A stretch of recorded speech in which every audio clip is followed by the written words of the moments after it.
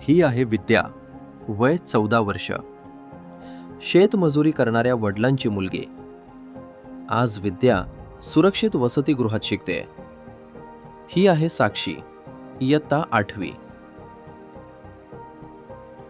आज निवासी शाळेत तिला रोज पोटभर पौष्टिक भोजन मिळतं.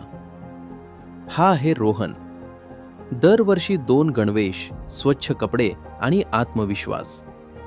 आज रोहनच्या चेहऱ्यावर हसू आहे. ही आहे पूजा. वह्या, पुस्तके, स्टेशनरी कशाचीही चिंता नाही. कारण शिक्षणासाठी लागणारी प्रत्येक गोष्ट इथे मोफत मिळते. अनुसूचित जाती व नवबौद्ध विद्यार्थ्यांसाठी तालुक्याच्या ठिकाणी शासकीय निवासी शाळा म्हणजे उज्ज्वल भविष्यासाठीचा मजबूत पाया. सामाजिक न्याय व विशेष सहाय्य विभाग, महाराष्ट्र शासन.